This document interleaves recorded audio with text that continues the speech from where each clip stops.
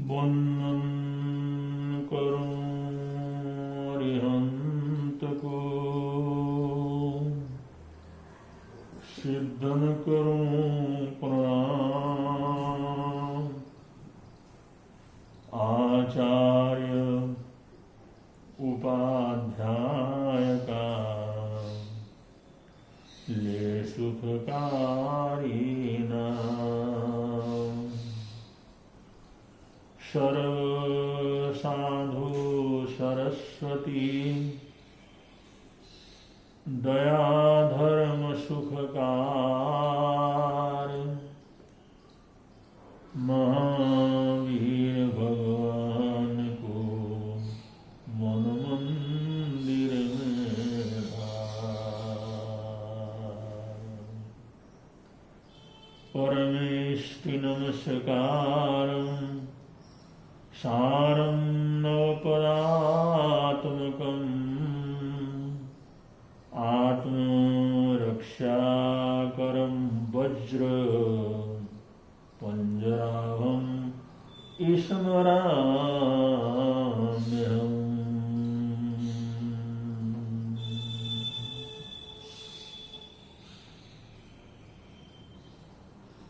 जीवाजीवाश्च बन्धाश्च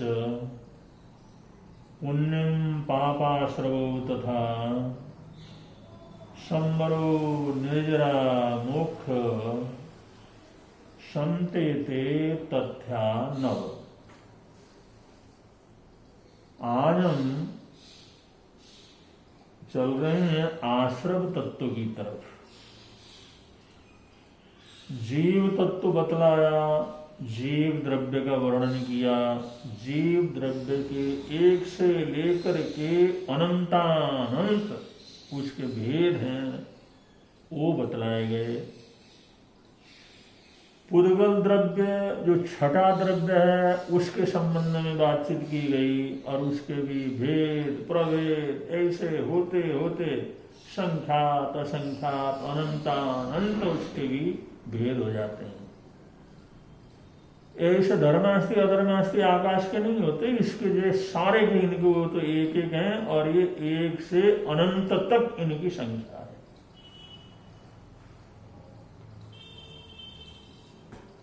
तो अब आगे शास्त्रकार आश्रव तत्व प्रस्तुत कर रहे हैं। जीव और अजीव यही दुनिया का खेल है, यही दुनिया का नाटक है, यही दुनिया की उत्पत्ति का कारण है, यही सारा दिखाई देता है, यही विनाश है। ये सब कुछ जीव और अजीव तत्व के अंतर्गत है। लेकिन अब जीव अलग है, अजीव अलग है, वो पांचवा द्रव्य है, ये छठा द्रव्य है। फिर ये सब इस तरह का कैसा होता है, किस तरह से ये दोनों आपस के अंदर मिलते हैं और कैसे संसार को पैदा करते हैं, ये आश्रव तत्व के अंदर बताया गया है। तीसरा तत्व है आश्रव। पहला जीव तत्व, दूसरा अजीव तत्व, तीसरा आश्रव तत्व। एक तरफ जीव है, दूसरी तरफ अजीव है, उसके एक से लेकर के अनंत भेद हैं और जीव के अजीव के भी एक से लेकर के अनंत भेद हैं। एक तरफ जीव छोटा सा भी है और पूरा पहाड़ भी है, तो दोनों तरफ हो गए। एक तरफ जीव और दूसरी तरफ जीव, एक भद से लेकर के अनंत अनंत की संख्या तक। अब यह आश्रव का मतलब होता है, आश्रव का मतलब होता है दोनों में आकर्षण का होना, दोनों में प्रेम का होना। यह संसार की उत्पत्ति का कारण है। जीव का अजीव की तरफ और अजीव का जीव की तरफ। जीव द्रव्य का अजीव द्रव्य पुद्गल द्रव्य की तरफ और पुद्गल द्रव्य का जीव का द्रव्य की तरफ जो आकर्षण है, वो आकर्षण ही इस सारे दुख का जंजाल का कारण है। यूं समझ लो, एक पुरुष है, लड़का है, एक लड़की है, जानते नहीं, घर का नहीं, पराये का नहीं, पता नहीं, कुल का नहीं, खानदान का नहीं, कभी मिले नहीं, लेकिन एक बार ऐसे मिले और आपस के अंदर आकर्षण पैदा हुआ। और वो आकर्षण जो पैदा हुआ, आपस में मिलने पर जो आकर्षण, एक दूसरे को देखा, एक दूसरे को सुना, तो आकर्षण जो पैदा हुआ वो उसको लोग तो कहते हैं, दुनिया के अंदर तो कहते हैं प्रेम है, ये प्रेम, लेकिन प्रेम कुछ नहीं है, ये सिर्फ आकर्षण है, ये आश्रय है। एक दूसरे को अपनी तरफ खींचना या एक दूसरे से प्रभावित होना, ये जो प्रेम नहीं है, ये प्राकृतिक घटना है। ये प्राकृतिक घटना, ये प्रेम आकर्षण है, ये प्रेम के अंतर्गत नहीं आता, ये आकर्षण है, प्राकृतिक चीज। अगर प्रेम होता तो सारी जिंदगी रहना चाहिए, लेकिन ऐसा तो होता नहीं। तो आश्रम का मतलब आप साधारण शब्द के अंदर सुने भी, हमारे को कोई चीज देख करके उसके प्रति हमारा आकर्षण पैदा होता है। जैसे कोई सोना पड़ा हुआ देख लिया, कोई धातु पड़ा हुआ देख लिया, कोई खाने का फल वगैरह देख लिया, तो ऐसे देखते हैं तो उसकी तरफ हम जाते हैं ना, अरे क्या चीज है, ये क्या चीज है, चलो देखो ये कैसा है, अरे इसका गंध कैसा है, ये फल तो बड़ा सुंदर है, एक आकर्षण हुआ, जाते जाते आदमी रुक गया, जाते जाते रुक गया, उसकी तरफ विचार करने लगा, सोचने लगा, ये क्या है, आश्रव है, इसका नाम है आश्रव। तो ऐसे जीव का अजीव की तरफ और अजीव का जीव की तरफ जो आकर्षित होना है, आकर्षण होना है, इसका नाम है तीसरा, इसका नाम है आश्रव तत्व। ये आश्रवी है जो सारी दुनिया के अंदर ये जो संबंध और विच्छेद, मिलना और बिछुड़ना, मिलना और बिछुड़ना, मिलना और बिछुड़ना, और ये मिलना बड़ा लंबा भी हो जाता है, बिछुड़ना भी बड़ा लंबा चौड़ा हो जाता है, क्षणिक भी हो जाता है। तो ये मिलना बिछुड़ना है पुद्गलों का, और आत्म प्रदेश आत्मा का, और पुद्गल जो है, जो पुद्गल जो है अजीव तत्व के जो पुद्गल हैं उनका, ये पुद्गलों का और आत्म तत्व का मिलना बिछुड़ना, मिलना बिछुड़ना, मिलना बिछुड़ना, इसी का नाम संसार, इसी से सारे संसार की उत्पत्ति हो जाती है। अब इसमें लेकिन फिर भी इस जीव अजीव में, क्योंकि इसमें एक तरह का आकर्षण तो होता है ना, शक्ति तो होती, आकर्षण तो होता है। हम देखो हर चीज के अंदर आकर्षण, हर चीज एक दूसरे को खींचा हुआ, और गुरुत्वाकर्षण शक्ति का सिद्धांत तो कहता है पृथ्वी का हर कण अपनी तरफ हर चीज को क्या करता है, खींचता, हर चीज तो खींचता।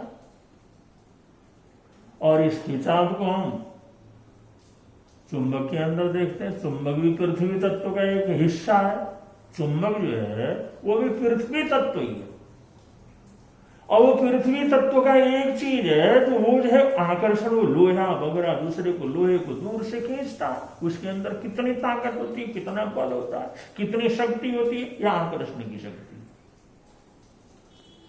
तो जीव में भी आकर्षण होता है, और अजीब जो पुद्गल है उनके अंदर भी कुछ ऐसी ऊर्जा होती है, वो ऊर्जा उसको खींचती है, दूसरी चीज को अपनी तरफ खींचती है। ये दोनों में एक खींचाव है, ऊर्जा है, ताकत, ये बल है। आत्म प्रदेशों में है, जीव में तो है ही है, जीव तो प्रभावित होता रहता है, और अजीब भी बहुत सी चीजों को अजीब भी क्या करता है, खींचता, उसके अंदर भी ताकत है, उसके अंदर भी बल है। और इसको हम देख सकते हैं कि एक छोटे पदार्थ को दूसरा पदार्थ अपनी तरफ खींचता है। और चुंबक का उदाहरण तो प्रत्यक्ष रूप से आप लोग देख सकते हैं। अगर ऐसा ना हो तो आप लोग अपने हाथ को थोड़ा गर्म करें और वहां पर तिनका छोड़ दें तो तिनका चिपकता चला जाएगा, ऐसी गर्मी पैदा होती है, आकर्षण पैदा हो जाता है। कोई चीज है, कोई लोहा वगैरह है, कोई टुकड़ा वगैरह, उसको थोड़ी देर घिसते रहो, घिसते रहो, घिसने के बाद बालों के ऊपर करो, बालों को खींचना प्रारंभ करेगा, अपनी तरफ जो खींचेगा। तो ऐसे जो है पदार्थ के अंदर संघर्षण से बाद जो खिंचाव पैदा हो जाता है, शक्ति पैदा हो जाती है, उस शक्ति के माध्यम से एक दूसरे को क्या करते हैं, खींचते हैं। एक दूसरे को खींचना, एक दूसरे से प्रभावित होना, एक दूसरे के प्रति आकर्षित होना, एक दूसरे के प्रति नजदीक जाना, एक दूसरे के प्रति संबंध बनाना, ये सारी चीजें जो हैं इसको आश्रव तत्व कहा गया है। ये सब आश्रव स्वाभाविक रूप से होता है, इसमें प्रभु परमात्मा किसी ईश्वर को ला करके डालने की कोई जरूरत नहीं है। ये अपने आप ये जो है जीव तत्व और अजीव तत्व इस संबंध को प्राकृतिक रूप से क्या कर लेते हैं, बना लेते हैं।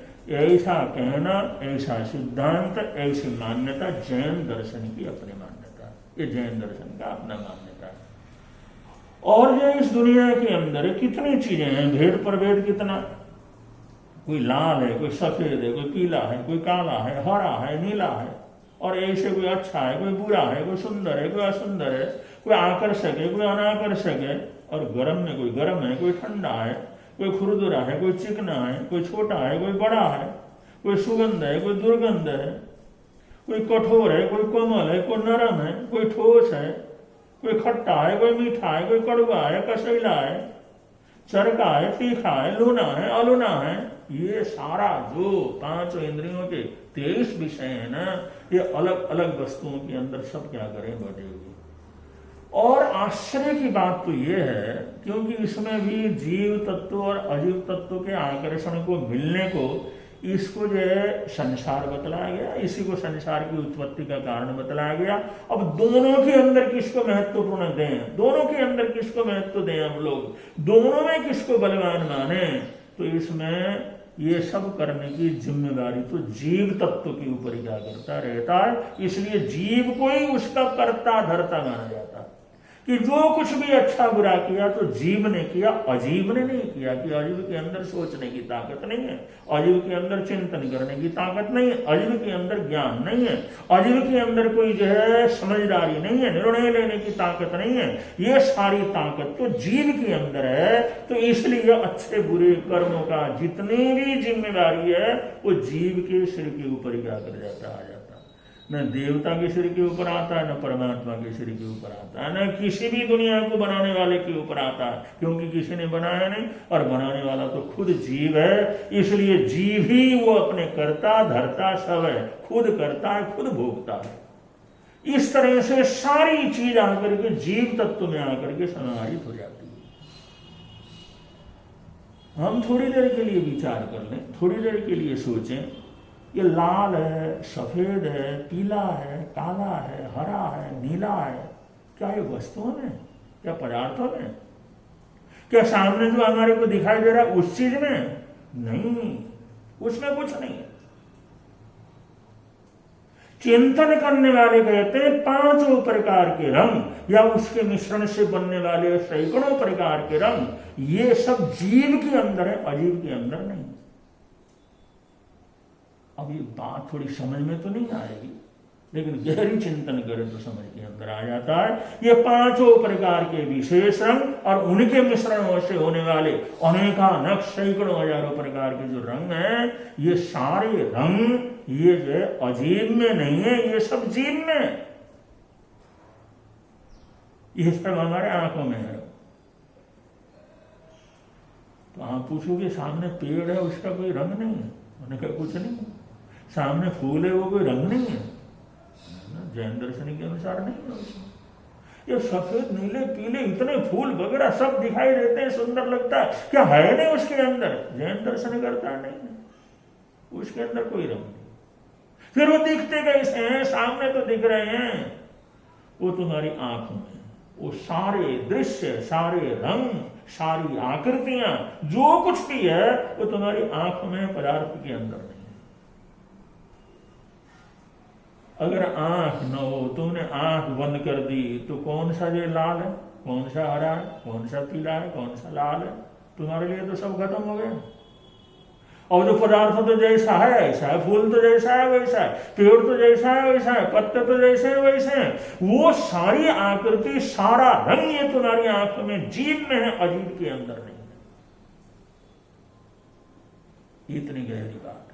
और जो हम स्वाद कहते हैं, खट्टा मीठा कड़वा कसाईला तीखा, ये फलाना, इस तरह का उस तरह का, अच्छा स्वाद बुरा स्वाद, ये स्वाद के पदार्थों के अंदर है। पदार्थों में कोई स्वाद नहीं है। स्वाद है तो तुम्हारी जीवा के अंदर है। जो हमारी जीवा रसनेन्द्रिय है, उस रसनेन्द्रिय के अंदर ये स्वाद है, ये पदार्थ के अंदर कोई स्वाद नहीं।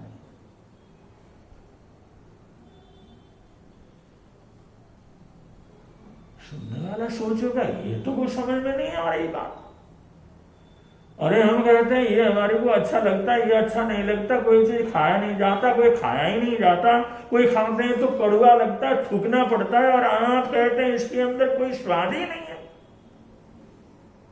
मैं कह रहा हूं स्वाद है, लेकिन स्वाद उन पदार्थों में नहीं है, उस मीठे में नहीं है, उस नमकीन में नहीं है, वो खाने पीने की चीजों में नहीं है, उन चीजों के अंदर स्वाद नहीं है। स्वाद है तो तुम्हारी जीवा के अंदर है, ये जीव के अंदर स्वाद है, पदार्थों के अंदर कोई स्वाद नहीं। ये तो आदमी को बड़ी विचित्र बात लगती है। भाई ये क्या विचित्र बात है, बिल्कुल प्रत्यक्ष सामने दिख रहा है, लेकिन फिर हम कहते हैं वो तो है नहीं, लेकिन ऐसा ही है।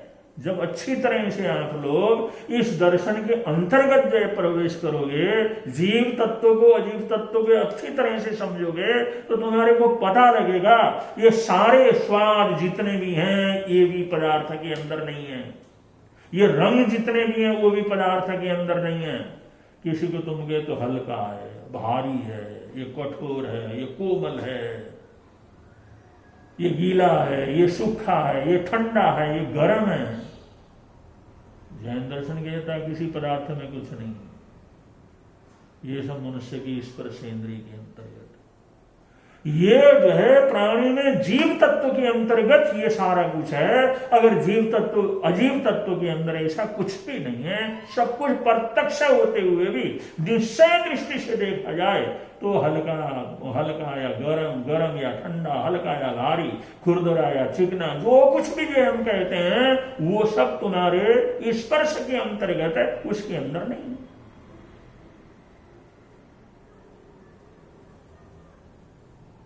अब इसके ऊपर चिंतन करो, सोचो, विचार करो, तर्क करो, पूछो, जिज्ञासा करो। जब हम गहराई में से उतरेंगे तब हमारे को पता लगेगा। हम कहते हैं ये दुगंध है, सुगंध है, इस तरह का गंध है, गंध भी अलग है, फलानी पुष्पों का गंध है, ये फलानी चीजों का गंध है, ये किसी जो है पदार्थ का गंध है, धूप का गंध है, ये फलानी हजारों लाखों प्रकार के गंध है। हर पदार्थ के अंदर कोई ना कोई गंध रहता है। लेकिन जैन दर्शन कहता है कि ये सारे गंध हमारी नासिका के अंदर है, पदार्थ के अंदर कोई गंध नहीं है। कोई पदार्थ किसी के अंदर गंध नहीं है। गंध जो है तो हमारी नासिका के अंदर है। रंग हमारे सारे आंखों के अंतर्गत है, गंध हमारे नाक की वजह से है, स्वाद हमारे मुंह की वजह से है, और ये हल्का फुल्का, बड़ा, गरम, ठंडा, ये जितने भी हैं वो सब स्पर्श इंद्रिय के अंतर्गत है। अगर जो है और कोई शब्द भी नहीं है, जो शब्द है वो शब्द भी हमारे कान की वजह से। अगर कान नहीं है तो शब्द ही नहीं है, शब्द पदार्थों के अंदर नहीं है, शब्द है तो हमारे कानों के अंतर्गत। अब ये बात थोड़ी देर ना समझने वाली चीज है, एकदम में किसी को बतलाते हैं तो भी समझ में नहीं आता, लेकिन चिंतन करते हैं, गहराई से चिंतन करते हैं, गहराई से विचार करते हैं, जैन दर्शन के अंतर तक पहुंचने का प्रयत्न करते हैं, तो ये सब जो है ये स्पष्ट रूप से समझ में आ जाता है। तो ये सारी चीजें, अच्छा बुरा, अनुकूल प्रतिकूल, दुख सुख, ये किसी पदार्थ के अंदर नहीं है, ये सब हमारी सोच के अंदर है, हमारे मन के अंदर है, हमारे विचारों के अंदर है, हमारी मान्यता के अंतर्गत है। दुनिया के पदार्थों में न किसी में सुख है, न किसी में दुख है, न कोई अनुकूल है, न प्रतिकूल है, न कोई अच्छा है, न कोई बुरा है। वो तो जो है सो है, उसके अंदर ये सारा भेद पैदा करने वाला जीव है, और सारी चीजें जीव के अंतर्गत है। इसलिए श्रवण भगवान महावीर स्वामी कहते हैं जो भी सुख दुख होता है इसकी जिम्मेदारी जीव की है, मनुष्य की है, प्राणी की है, जीव की है, जीव तत्व की। ये हमारे कर्म सिद्धांत का आधार है, कर्म सिद्धांत का मूल है। यहां से हमारा कर्म सिद्धांत क्या करता है, आगे बढ़ता है। ये हमारा कर्म सिद्धांत इस तरह से जो सिद्ध होता है कि जो कुछ भी जीवन के अंदर होता है इसकी संपूर्ण जिम्मेदारी जीव के ऊपर है, आत्मा के ऊपर है, ये चेतना के अंतर्गत है, यही इसकी जिम्मेदारी है। इसको सुख मिले, दुख मिले, अच्छा मिले, बुरा मिले, कड़वा मिले, कसाइया मिले, जो कुछ भी मिले इसका अपना कमाई किया हुआ है, अपना बनाया हुआ है, अपना तैयार किया हुआ है, अपना जोड़ा हुआ है। जिसने अपने जो है इकट्ठा किया हुआ है, जो कुछ भी होता है उसकी संपूर्ण जिम्मेदारी उस जीव की क्या करती रहती है। इसलिए स्वयं कर्म कर्त्यात्मा स्वयं तत्फलम मश्नुते, स्वयं ये आत्मा कर्म करती है और स्वयं इसका फल क्या करती है, भुगतती है। स्वयं आत्मा करो, स्वयं कर्म करत्यात्मा, या आत्मा स्वयं कर्म करती है और स्वयं उसका फल भुगतती है। इसकी जिम्मेदारी किसी के ऊपर भी हम क्या कर सकते, डाल नहीं सकते। इसलिए कर्ता जीव स्वयं, जीव तत्व है। और इसमें जो निमित्त बनता है ना, वो निमित्त बनते हैं सब। जैसे धर्मास्ति का निमित्त बना, अधर्मास्ति का निमित्त बना, आकाश निमित्त बना, काल निमित्त बना, उनका सहयोग हुआ। जीव के लिए अजीव तत्व जो है, अजीव जो द्रव्य है, पुद्गल द्रव्य, वो निमित्त बना और जीव भी उसका आपस के अंदर एक दूसरे का निमित्त बन जाता है। इस तरह से सहयोगी सब हो सकते हैं, सहायक तत्व सब हो सकते हैं। सहयोगी सबके सहयोग से करता है, ये बात अलग है, लेकिन उसमें प्रधान जो है करने वाला वो जीव तत्व। छह द्रव्य और जो है 9 तत्व में सबसे प्रधान अगर तत्व है तो वो तत्व है जिसमें जीव द्रव्य और जीव तत्व, यही सबसे प्रधान है, यही प्रमुख है। और इसी का सारा जंजाल तैयार किया हुआ, सारे संसार का जो जंजाल है, स्वर्ग का जंजाल है, नरक का जंजाल है, पशु योनि का जंजाल है, पेड़ पौधों का जंजाल है, जीवों का जंजाल है, ये मरना बिछुड़ना है, ये रोना चिल्लाना, ये सुख दुख है, ये अपना पराया है, ये सब कुछ जो कुछ भी किया है, ये सब करता धरता सिर्फ आत्मा है। क्योंकि यही एक दूसरे की तरफ क्या करता, आकर्षित होता है, और आकर्षित होता है तो संबंध बनाता है, संबंध बनाता है तो संबंध उस आश्रय होता है, और उस आश्रय के द्वारा फिर दुनिया वहां पर तैयार होनी प्रारंभ हो जाती है। फिर ये सारा संसार क्या हो जाता है, प्रारंभ हो जाता है। आकर्षण, ये आकर्षण आया, मेरापन आया, अपनापन आया, इसलिए तो कहते हैं राग। संबंध, दुनिया का बंधन क्या है, सबसे पहले राग है। और भगवान को कहते हैं बीतराग। मेरा, मेरा और मैं और मेरेपन को संपूर्ण रूप से तोड़ देना, काट देना। ये किसी के प्रति तरह मेरा, उसके अंदर जो अपनापन पैदा हो जाना है, उसके अंदर आकर्षण पैदा होना है, वही मेरापन है, वही मोह है, वही मोह है, वही राग। इसलिए सबसे पहला जो कर्म है, सबसे पहला जो बंधन है, वो राग का बंधन कि कर्म के बीज दो है। और सबसे पहले राग और द्वेष, तो शास्त्रकार कहते हैं पहले इसमें द्वेष को नहीं रख सकते, पहले हमको राग को रखेंगे। पहले राग होगा तभी द्वेष होगा। पहले किसी चीज को देखेगा, अपनापन पैदा होगा, आकर्षण पैदा होगा, वहां जाएगा, वहां जाकर के उसको देखेगा, उसको कांटा लगेगा या बदबू आ जाएगी या उसको तकलीफ हो जाएगी, तो फिर वो द्वेष शुरू हो जाएगा। अरे यहां तो नहीं जाना, ये तो खराब चीज है। लेकिन पहले राग तो हुआ नहीं, पहले तो राग हुआ, पहले तो अपनापन हुआ, पहले तो आकर्षित हुआ, पहले तो वहां पर गया, फिर देखा, स्पर्श किया, नाक का स्पर्श हुआ, शरीर का स्पर्श हुआ, वो फिर उसको तकलीफ देने लगा, वो परेशानी का वो सबब बन गया। फिर उसके अंदर जो द्वेष पैदा हुआ, नहीं नहीं इसको नहीं छूना, इसकी तरफ नहीं जाना, इसकी तरफ नहीं देना, ये तो बड़ा खतरनाक है, ये तो दुख देने वाला नहीं, ये मेरे अनुकूल नहीं है। अब ये क्या हुआ, द्वेष पैदा हो गया। तो पहले राग पैदा हो जाता है, फिर द्वेष पैदा होता है, राग के साथ द्वेष आता है, सबसे पहले राग आता है। इसलिए राग को तोड़ने वाले वीतराग भगवंत होते हैं। और जिसने राग को तोड़ दिया, संपूर्ण आकर्षण को तोड़ दिया, अब इसका न तो शब्दों का कोई आकर्षण है, न उसको किसी रंग का आकर्षण है, न उस किसी गंध का आकर्षण है, न किसी स्वाद का आकर्षण है, न किसी उसको स्पर्श का आकर्षण है। ये सारे के सारे आकर्षण उसने तोड़ डाले। 5 इंद्रियों के 23 विषय और 242 जो भेद होते हैं, वो सारे के सारे तोड़ डाले। और मन के अंदर जो चिंतन के अंदर जो राग होता है, उसको भी तोड़ डाला। इस राग मात्र को, कल्पना के अंदर जो राग होता है, स्वप्न के अंदर जो स्वप्न बनाता है, उस तरह का राग, ये कल्पना बना करके उसके अंदर अपनापन पैदा करना। तो ऐसे जिस महापुरुष ने ये संपूर्ण आकर्षण को तोड़ दिया है, संपूर्ण राग को तोड़ दिया है, वो वीतराग होता है। और वीतराग के वचन सच वचन होते हैं। और ये हमारे जो ग्रंथ हैं, हमारा जो सिद्धांत है, जैन दर्शन है, ये वीतराग भगवंतों का दर्शन है।